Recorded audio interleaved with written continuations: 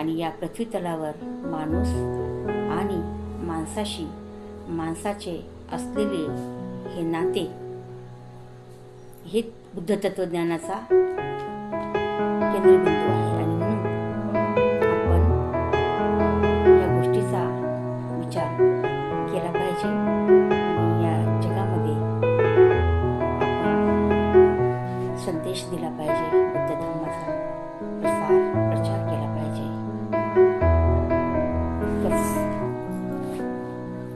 नमो बुद्धाय. जय भीम. जर ही बुद्ध कविता मनाला भावली असेल तर सबस्क्राईब करणे किंवा इतरांना सुद्धा फॉरवर्ड करून धम्मा प्रसार करण्यासाठी आपले सहकार्य करणे.